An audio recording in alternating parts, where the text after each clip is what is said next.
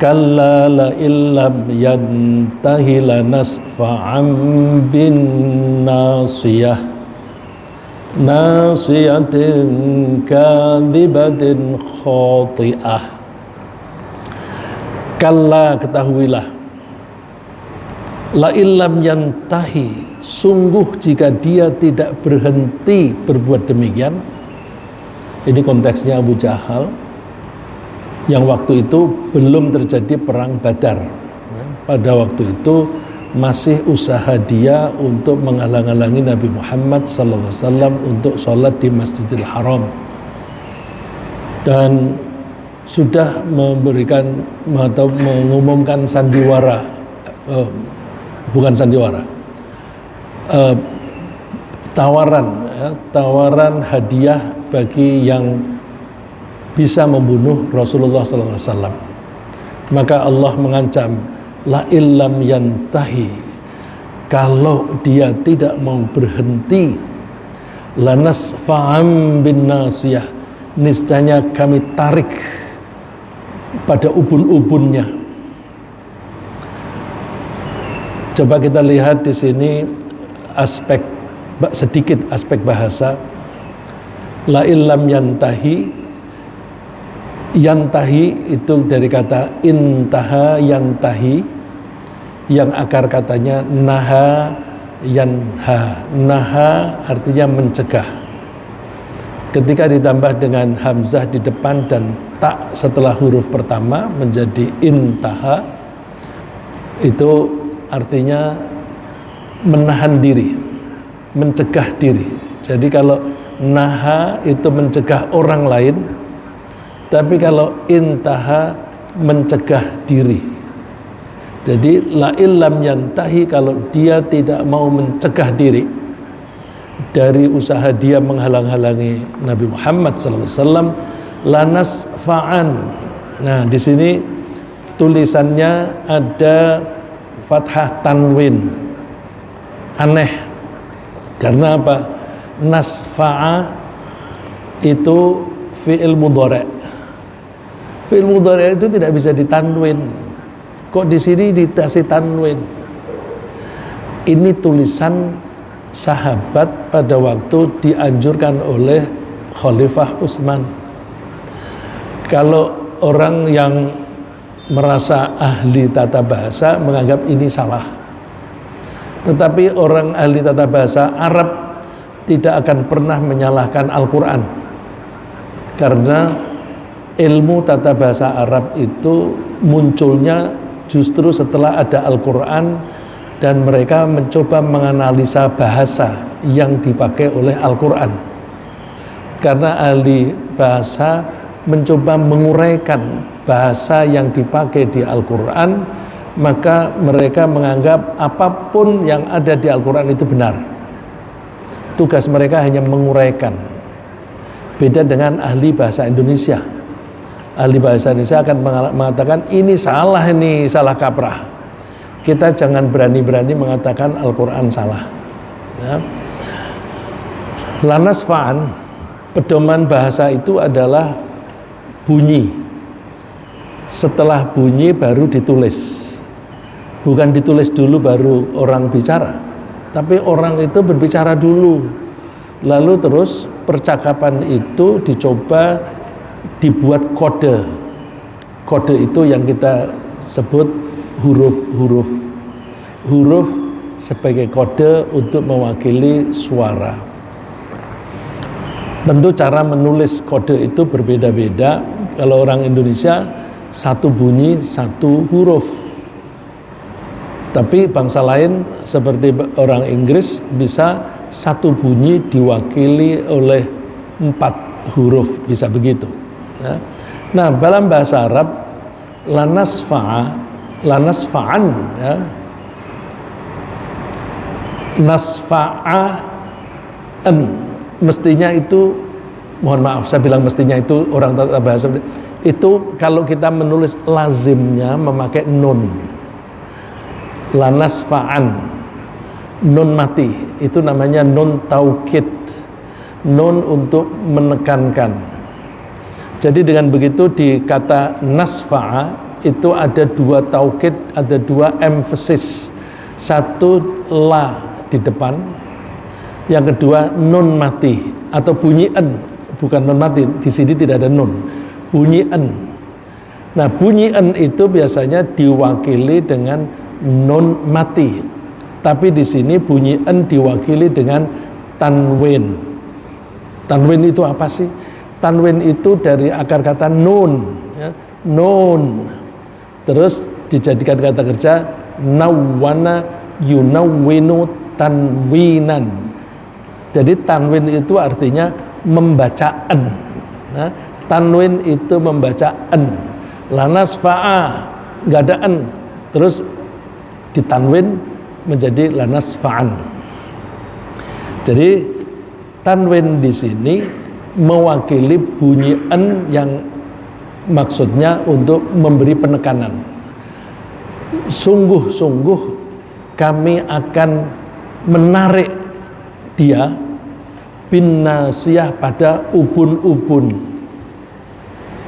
Jadi ini maksudnya orang-orang jahat seperti Abu Jahal dan yang sejenisnya besok akan kelak di hari kiamat akan dilempar ke neraka. Orang ke neraka itu ada yang berjalan dengan sendirinya, beriring-iringan, berombong-rombongan begitu, ya. Wasiqal ladzina kafaru ila jahannama zumara. Orang-orang kafir itu akan digiring bersama-sama berbondong-bondong. Zumara, zumar itu sekelompok, jadi berkelompok-kelompok. Jadi ada orang kafir yang dimasukkan ke neraka, caranya mereka berjalan sendiri. Karena rombongan itu banyak, maka yang di depan nggak bisa berhenti, akan didorong oleh yang di belakang. Nah, kalau dia berhenti ya keinjek-injek, mati juga. Tapi di sana tidak ada mati. Nah, jadi mereka kedorong dari belakang, kedorong, ujung-ujungnya neraka. Tapi ada yang dimasukkan ke neraka itu dengan cara dilempar. Seperti Abu Jahal. Lanas fa'am bin nasiyah, kami pegang, kami tangkap atau kami lempar dengan dipegang ubun-ubunnya. Kenapa ubun-ubun? Kok ubun-ubun? Kalau di surat Yasin itu bukan hanya ubun-ubun. Yu'raful mujrimuna bisimahum fayukhadhu bin nawasi wal aqdam. Orang-orang yang jahat, ya, mujrim dari kata ajroma itu orang yang melakukan kejahatan. Jadi al-mujrim atau jamaknya mujrimun artinya orang-orang yang melakukan kejahatan atau penjahat. Orang-orang penjahat itu bisa dikenali dengan tanda mereka. Yu'raful mujrimun. Orang-orang yang jahat bisa dikenali, yu'rafu itu recognized, bisa dikenali, bisimahum dengan tanda mereka. Besok di akhirat itu orang jahat itu akan kelihatan, oh ini orang jahat, ini orang baik. Orang yang beriman dan beramal soleh wajahnya bersinar, bukan hanya wajahnya, seluruh tubuhnya bisa bersinar, melihatnya enak. Tapi orang yang jahat wajahnya kusut, hitam, ya. Jadi ada yang wajahnya putih, ada yang hitam. Itu kiasan, artinya yang putih itu bergembira, senang, riang. Tapi yang hitam artinya dia itu kusut, kalut, dan takut dan sebagainya. Nah, itu bisa dikenali. Jangankan besok kelak di akhirat, di sini saja orang yang jahat itu dilihat wajahnya aja kelihatan. Ya kalau kita di masjid enak, adem, karena apa? Wajahnya enak-enak, wajahnya itu kalau dilihat itu adem, tidak ada kesan permusuhan. Tapi kalau orang-orang jahat itu kan kita melihat saja itu, begitu dia mengarahkan matanya kepada kita, kita udah takut, tidak berani kita memandang berlama-lama. Tapi kalau di masjid kita memandang berlama-lama, ya misalnya saya memperhatikan bapak-bapak yang di depan ini kan melihat saya dengan berlama-lama. Tapi kalau penjahat nggak tahan kita melihat lama-lama, ya. Jadi bisa dikenali. fayukhadhu bin nawasi wal aqdam, lalu mereka itu dipegang di ubun-ubun dan kaki. Di ubun-ubun dan kaki. Kenapa ubun-ubun dan kaki? Yang di depan tadi, yang di Iqra itu ubun-ubun yang disebut, tapi di surat Yasin ubun-ubun dan kaki. Ubun-ubun itu nasiyatin kadzibatin khati'ah. Nasiyatin, yaitu ubun-ubun kadzibatin yang tukang bohong, khati'atin yang tukang melakukan kesalahan. Ini ada kata yang aneh. Aneh itu artinya tidak seperti yang lain. Khoto'a itu artinya berbuat salah dengan sengaja. Tapi kalau ditambah dengan hamzah di depan, akhto'a, berbuat salah tidak sengaja. Biasanya kalau ditambahi sesuatu di depan justru malah sengaja. Tapi kalau ini itu berbeda dengan yang lain. Khoto'a, berbuat salah dengan sengaja. Jadi di sini ubun-ubun yang suka berbohong dan suka melakukan kesalahan dengan sengaja. Nah, masih ingat di surat Al-Baqarah ayat terakhir, Rabbana la tu'akhidna in nasina au akhtana. Akhtana kan akhta'a. Tuhan, janganlah ambil tindakan kepada kami atas apa yang kami lupa dan apa yang kami berbuat salah tidak sengaja. Ya. Kalau ini khoti'ah berarti berbuat salah dengan sengaja seperti Abu Jahal. Lalu apa hubungannya ubun-ubun dan bohong? Apa hubungannya ubun-ubun dan bohong? Ini kalau kita membaca Al-Quran, kenapa Allah memilih kata ini? Gitu. Mengapa memilih bagian ini? Itu penuh dengan arti. Kita berpikir itu tidak hanya melibatkan otak. Kita kan selama ini beranggapan berpikir itu dengan otak. Memang proses berpikir itu ada di otak. Tapi hasil dari pemikiran itu akan menembus ke jantung. Hasil dari pemikiran itu akan menembus ke jantung. Dengan demikian saya lebih suka mengatakan bahwa sistem berpikir itu melibatkan otak dan jantung. Sistem. Kalau namanya sistem itu beberapa bagian yang menjadi satu dalam hal mekanisme kerja. Sepeda motor harus ada bannya, ada pentilnya, ada setangnya. Ambil salah satu, nanti kan kacau. Ambil aja pentilnya, udah nggak jalan itu, ya kan? Ambil aja businya, nggak jalan. Jadi semuanya itu merupakan komponen-komponen yang menjadi satu supaya semuanya bisa berjalan dengan baik. Untuk berpikir kita menggunakan otak dan jantung. Dan timbal balik. Tentu seringkali prosesnya mulai dari otak. Kemudian ada indikasi-indikasi yang dikeluarkan oleh jantung. Saya sering memberikan contoh yang menurut saya gampang. Kalau yang saya berikan contoh pada waktu yang lalu, kita melihat ular menghampiri kita. Apakah ular itu membuat kita takut atau senang? Tergantung pola pikir. Tergantung pola pikir. Kalau saya melihat ular itu, aduh, ada ular kesini. Ular itu biasanya berbisa. Kalau dia menggigit aku bisa sakit, bahkan bisa mati. Jadi ular itu saya simpulkan di pikiran kita, dia mengancam kehidupan saya. Begitu saya menyimpulkan bahwa ular itu mengancam kehidupan saya, perasaan yang ada adalah takut. Kalau takut, jantung memberi indikasi apa? Deg-degan. Deg-degan itu artinya jantungnya bekerja lebih keras. Lebih keras itu artinya memompakan darah lebih banyak. Kenapa kok bisa begitu? Ya karena ada adrenalin.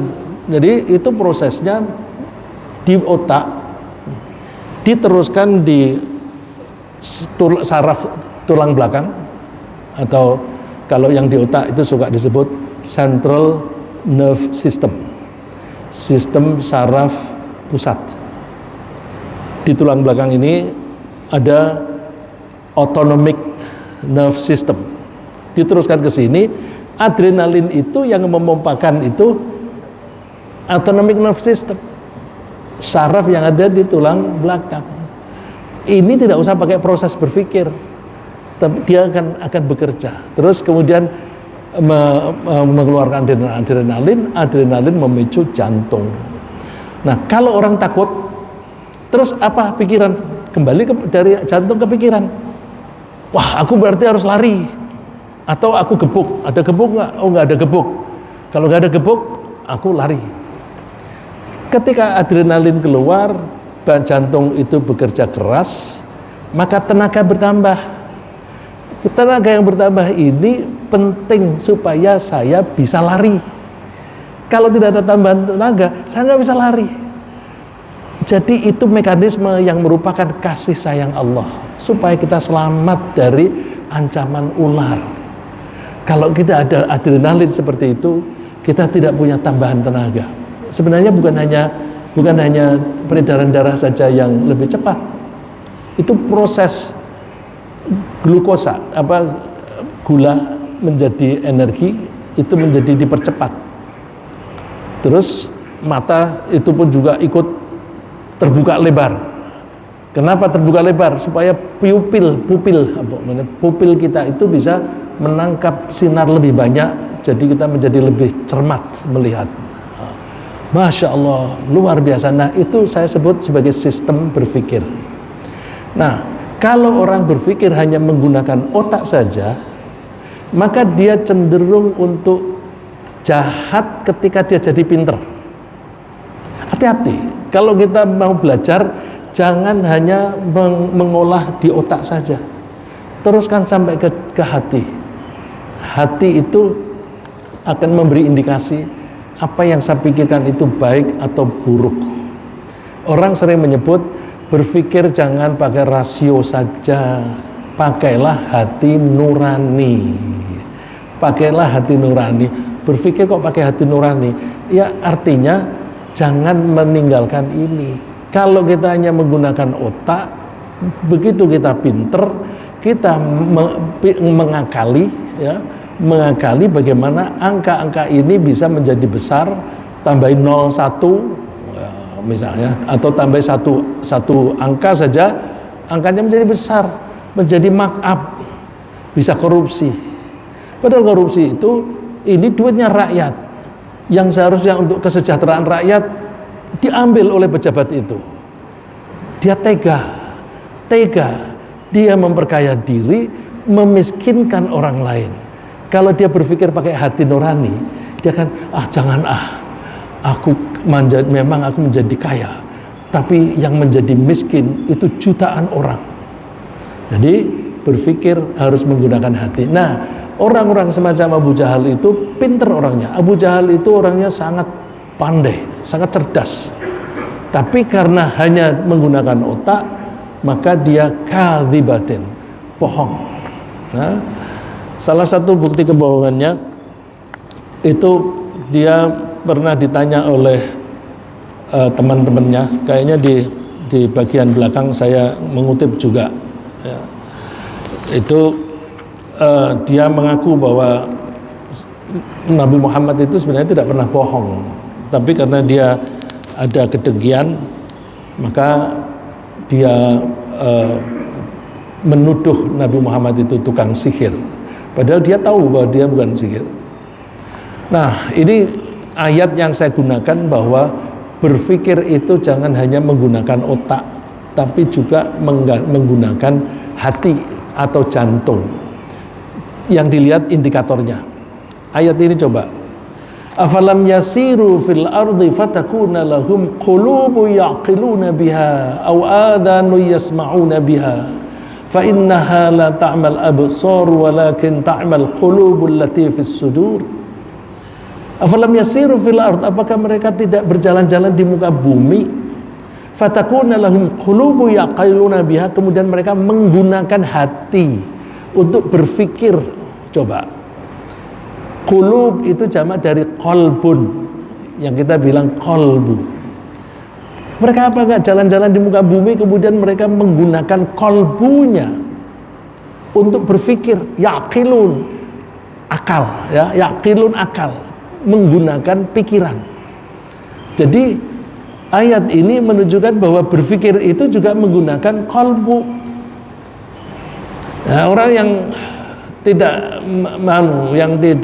beriman bertanya, gimana sih Al-Quran berpikir kok pakai jantung? Ini salah. Berpikir itu pakai otak. Itu pola pikir diri dia yang kurang pas, kurang komprehensif, ya, kurang komprehensif. Jadi berpikir itu memang prosesnya di otak, tapi indikatornya ada di hati. Jadi melihat peristiwa-peristiwa, oh iya ya, apa yang saya lakukan ini menyebabkan orang lain sengsara. Terus kasihan. Nah, karena kasihan lalu dia berperilaku yang lebih baik. Jadi dari otak ke jantung, indikator, kemudian hatinya ini mengajak kepada kebaikan, lalu diberikan lagi ke otak bagaimana cara berbuat baik. Au adzanu yasma'una biha, atau apakah mereka tidak menggunakan telinga mereka yang mereka gunakan untuk mendengarkan. Kita mempelajari faktor-faktor dari luar itu lewat indera. Ada kalanya kita melihat bentuk benda itu, warnanya dan sebagainya. Bisa kita belajar dari telinga, bisa belajar dari rabaan. Orang sulit belajar kalau tidak mempunyai indera.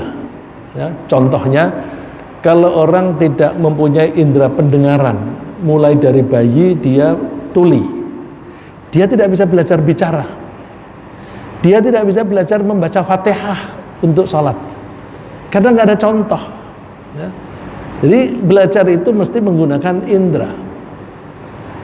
Tapi coba di sini yang disebutkan mendengar dulu sebelum melihat. Adzanu yasma'una biha, mereka menggunakan telinga untuk mendengar.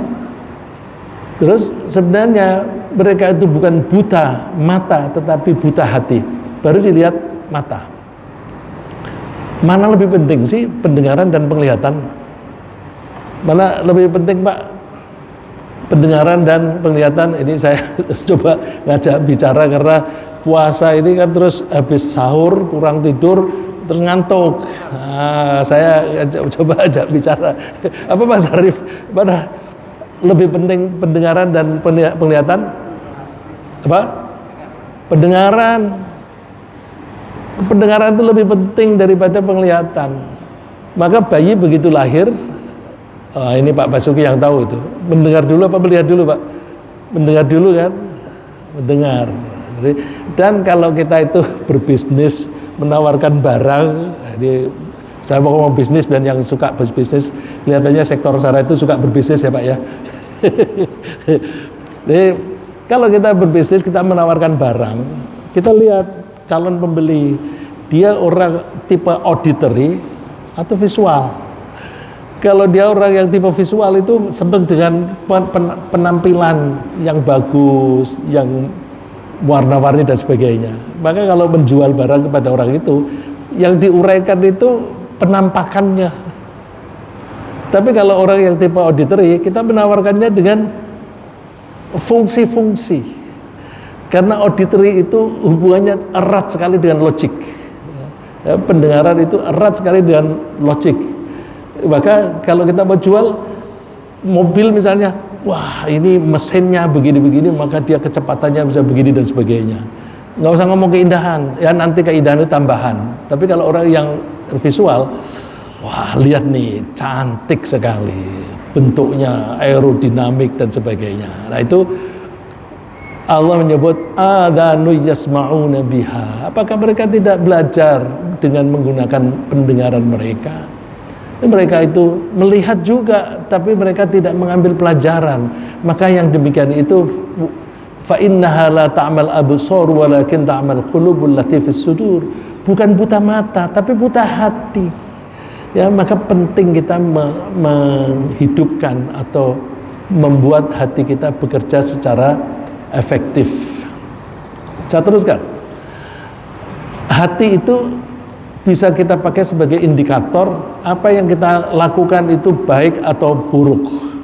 Ini ada seorang yang datang ingin bertanya kepada Rasulullah SAW, namanya Wabisoh.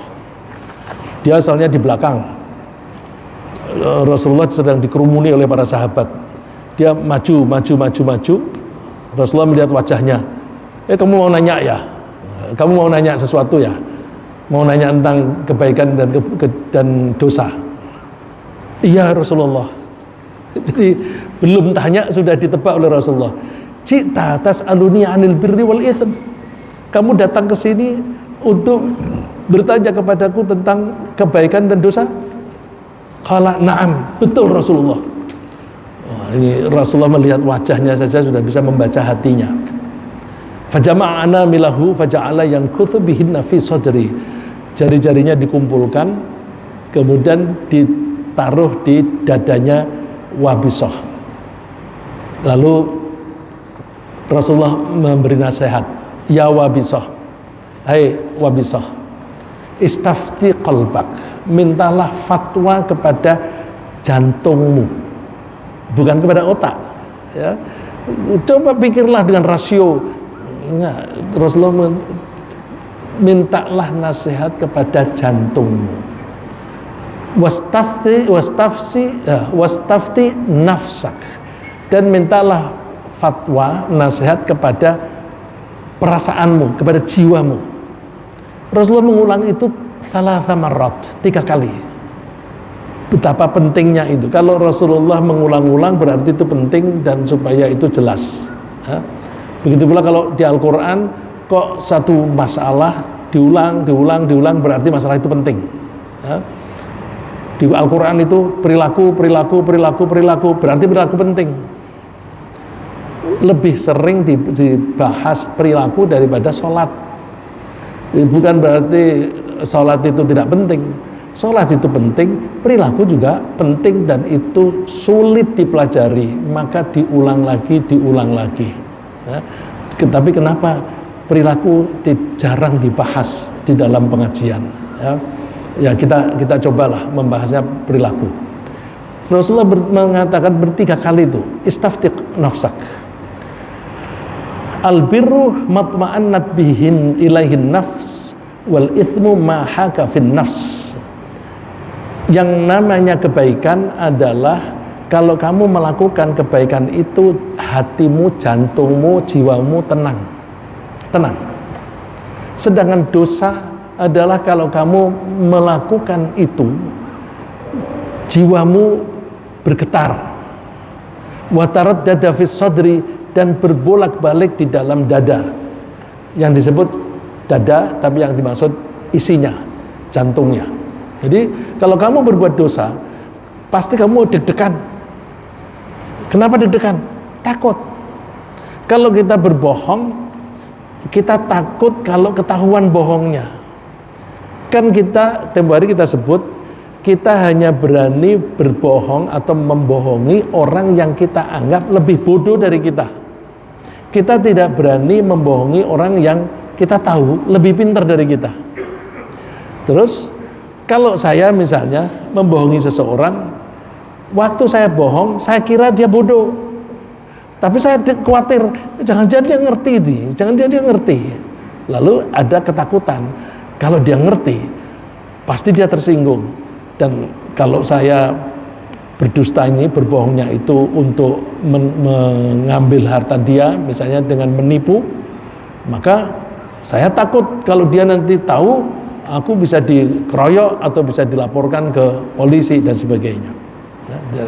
Jadi kalau kita itu berbuat sesuatu kok deg-degan, itu indikasi dosa.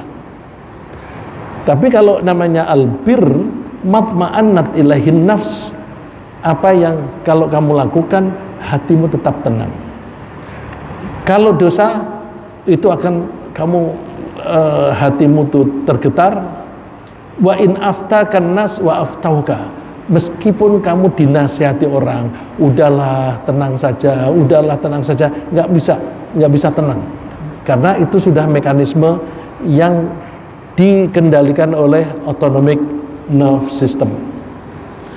Nah, ini tadi ayat yang saya kemukakan. Kalau yang di surat Ar-Rahman, mohon maaf bukan surat Yasin tapi surat Ar-Rahman, yu'raful mujrimuna bisimahum fayukhadhu bin nawasi wal aqdam. Orang-orang yang berdosa, yang berdurhaka, orang-orang yang jahat itu akan diambil, akan ditangkap ubun-ubun dan kakinya. Jadi kalau kita bayangkan ada orang, ini bagian kepala di sini kaki, ada malaikat yang memegang ubun-ubun, ada malaikat yang megang kaki. Terus ayo kita lempar, terus malaikatnya itu melempar bersama, swing gitu, terus langsung masuk ke neraka. Kalau tadi nasiyah atau jawabannya nawasi itu yang dipakai untuk berbohong, kalau kaki untuk apa? Wal aqdam, kaki itu